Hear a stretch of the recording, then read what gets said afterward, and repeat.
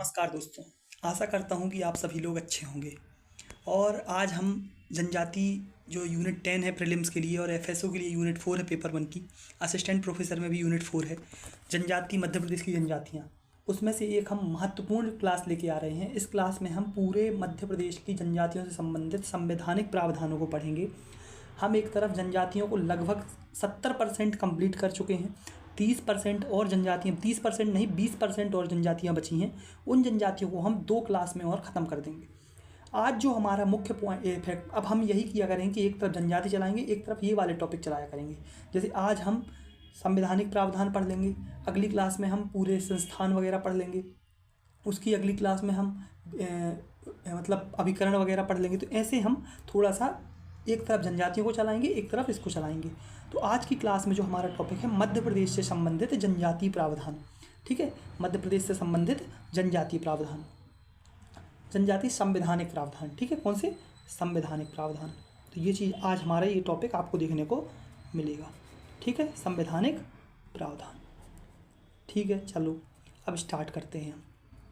देखिए, सबसे पहले हमें क्या पढ़ना है कि जो जनजातियों को सामाजिक सुरक्षा जो आर्टिकल्स देते हैं संविधान में आर्टिकल होंगे, ये आपको पता है। तो जो आर्टिकल सामाजिक सुरक्षा प्रोवाइड करवाते हैं, कौन सी सुरक्षा? सामाजिक सुरक्षा। तो उनको हम पहले पढ़ेंगे।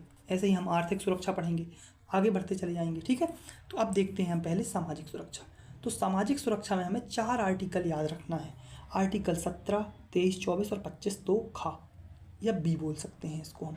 ठीक है, तो कौन कौन से? 17, 23, 24, 25 का 2 का खा या बी बोल सकते हो, बी।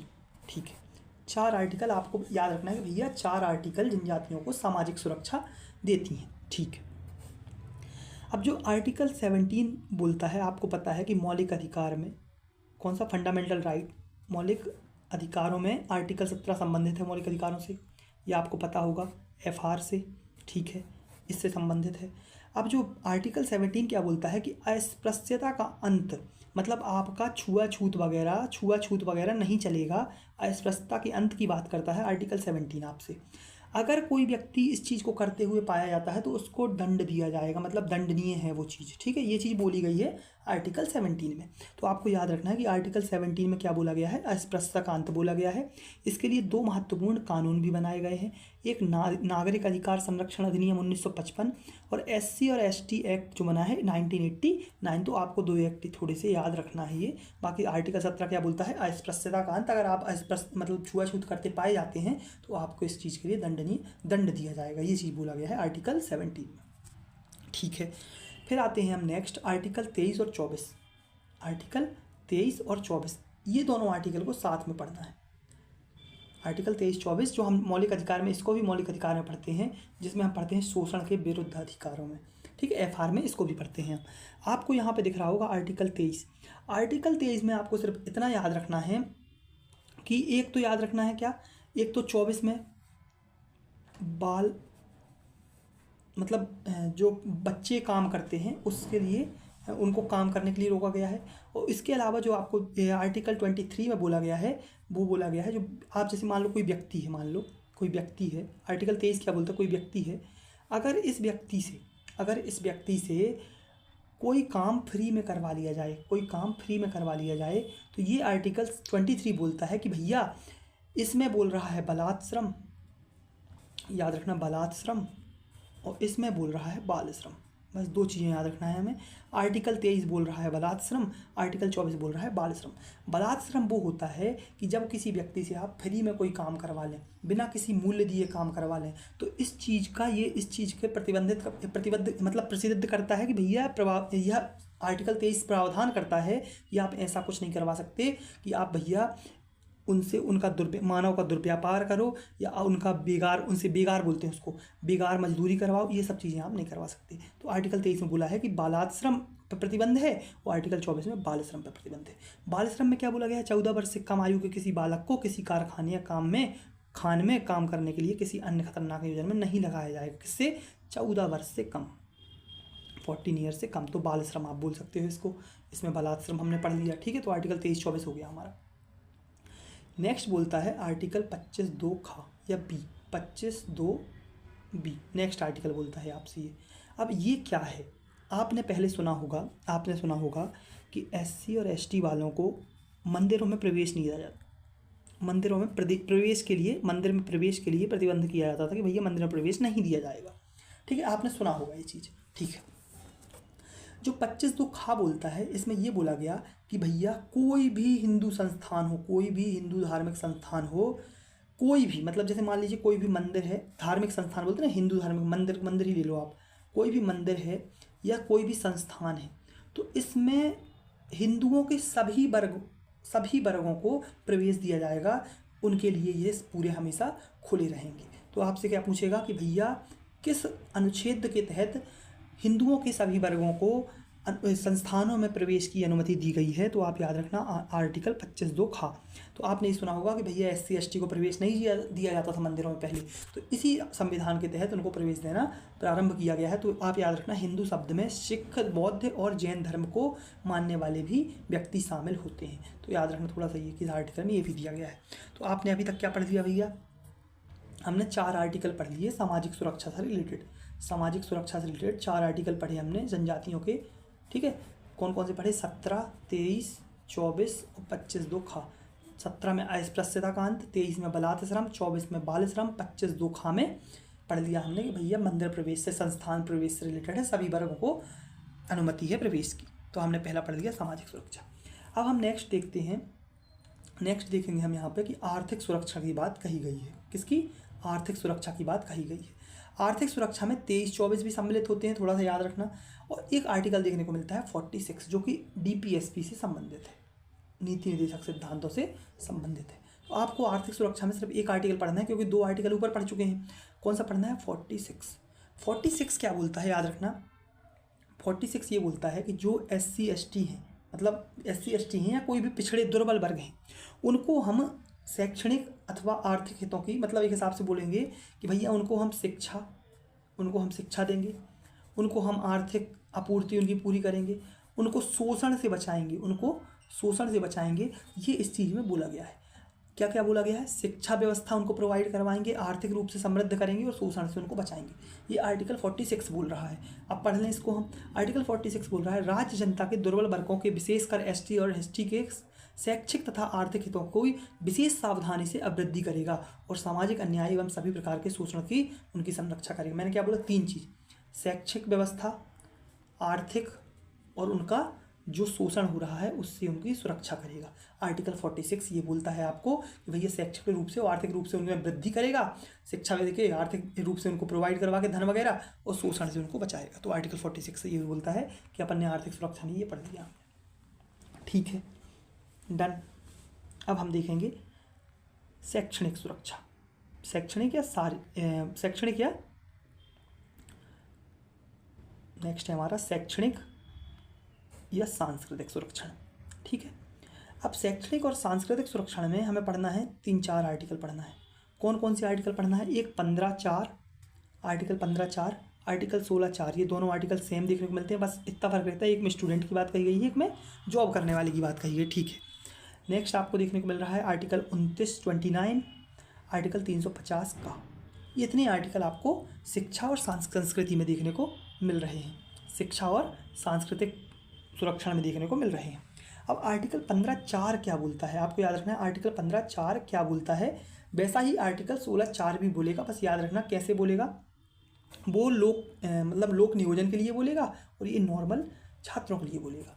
ठीक है, तो ये चीज़ हमें याद रखना है। आर्टिकल 15(4) क्या बोलता है, आर्टिकल 15(4) ये बोलता है कि जो व्यक्ति है, राज्य जो है, सामाजिक शैक्षिक दृष्टि, मतलब जो बोलते हैं ना पिछड़े लोग हैं, जो कि सामाजिक और शैक्षणिक रूप से पिछड़े हैं, उनके उत्थान की बात करेगा और उसके लिए कोई विशेष उपबंध बना सकता है, उनके लिए कोई विशेष उपबंध बना सकता है। कैसे उपबंध, अब याद रखना, जैसे हम बोलते हैं कि मान लो हमने JEE दिया, हमें कॉलेज में एडमिशन लेना है, 12th वाले बच्चे, तो क्या होता है कि उनके लिए SC ST वर्ग के लिए कुछ सीटों का आरक्षण दिया जाता है कि भैया इन सीटों में हम SC ST वर्ग के छात्रों को ही, मेडिकल कॉलेज हो गए या इंजीनियरिंग कॉलेज हो गए, उनमें उन छात्रों को उस चीज़ में सीट दी जाती है कि भैया ये SC ST के लिए ही वो है प्रावधान है कि भैया इन सीटों में उनको ही एडमिशन दिया जाएगा। तो आपको याद रखना है कि आर्टिकल 15(4) ही ये बोलता है कि भैया राज्य की सामाजिक शैक्षिक दृष्टि से पिछड़े हुए नागरिकों को किसी भी वर्ग के उत्थान के लिए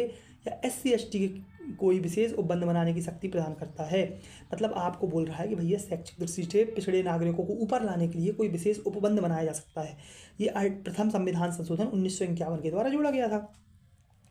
इस उपबंध में राज्यों को SC/ST के लिए शैक्षिक संस्थानों में जिसमें तकनीकी, इंजीनियरिंग और नोडल मेडिकल कॉलेज के स्थान आरक्षित करने के अधिकार दिए जाते हैं। मैंने क्या पढ़ दिया भैया कि कोई भी ऐसा कानून बना सकता है जिससे उनको शैक्षणिक रूप से अभिव्यक्ति हो सके उनकी। तो आर्टिकल 15(4) आपको यही बोलता है। इसी तरह आप आर्टिकल 16(4) देखोगे तो ये नौकरी के लिए होगा। किसके लिए होगा? नौकरी के लिए होगा कि भैया नौकरी में इनको सम्मिलित किया जाएगा, बस इतना याद रखना है। ठीक है, अब देखेंगे हम 29(1) आर्टिकल 29(1) क्या बोलता है, याद रखना। आर्टिकल 29(1) क्या बोलता है कि भैया याद रखना, थोड़ा सा याद रखना कि भारत है जो क्या है, भारत है। ठीक है, भारत है, आपको पता है कि एक भारत है भैया, हमारा देश भारत है।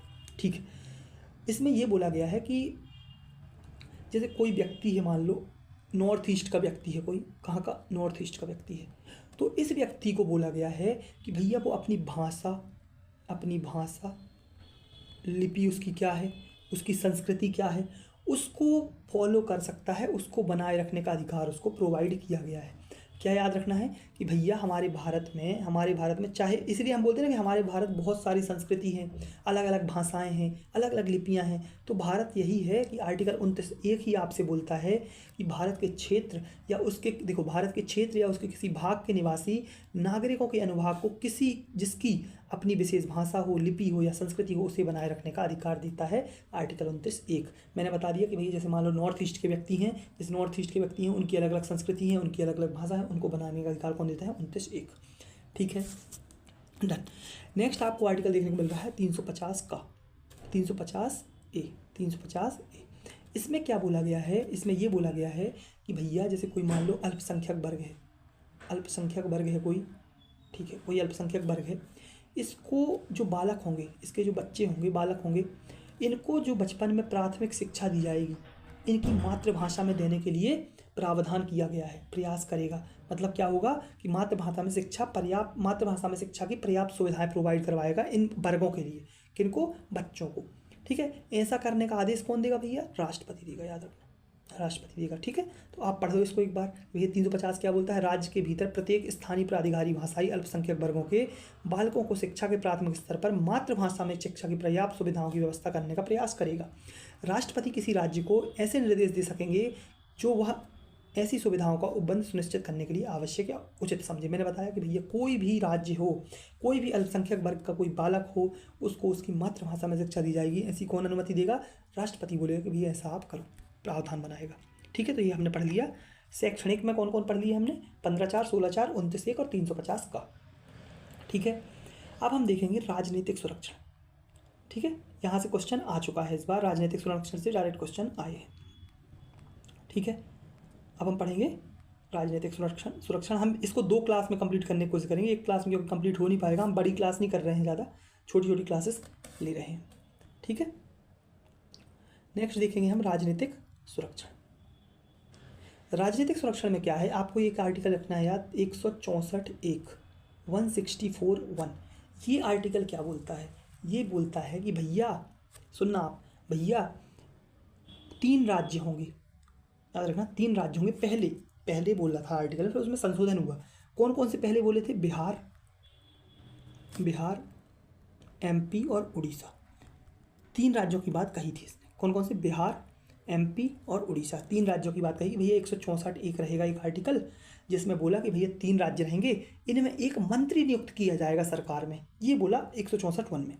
लेकिन होता क्या है बाद में? होता ये है बाद में कि जब जब बिहार से झारखंड अलग हो गया, समझना, जब बिहार से झारखंड अलग हो गया तो झारखंड में जनजातियाँ ज़्यादा हो गई, समझना, झारखंड में जनजातियाँ ज़्यादा हो गई। अब बोला गया कि भैया अब तो संशोधन की आवश्यकता है, जैसे मध्य प्रदेश से छत्तीसगढ़ अलग हो गया, बिहार से झारखंड अलग हो गया। अब बोला कि भैया अब थोड़ा सा संशोधन की आवश्यकता है। उनने बोला कि बिहार को हटा दो और किसको जोड़ दो, झारखंड को जोड़ दो। एमपी से अलग इतने टाइम सीजी भी हो गया था तो सीजी को जोड़ दो। अब क्या होता है कि एक संविधान संशोधन होता है 94th सीए संविधान संशोधन 2006 में, जिसमें किया गया कि सीजी और झारखंड को जोड़ दिया गया और बिहार को हटा दिया गया। तो वर्तमान में कितने राज्य देखने को मिलते हैं, 4 राज्य, सीजी, झारखंड, मध्य प्रदेश और उड़ीसा। तो इनमें एक मंत्री नियुक्त किया जाएगा जो उनके कल्याण के लिए कार्य करेगा। 164 आपसे यही बोलता है, ठीक है। नेक्स्ट आपको देखने को मिल रहा है 330, कौन सा, 300 आर्टिकल 330। 330 क्या बोलता है आपसे, याद रखना 330, 332, 334 तीन आर्टिकल यहाँ पे आपको देखने को मिल रहे हैं।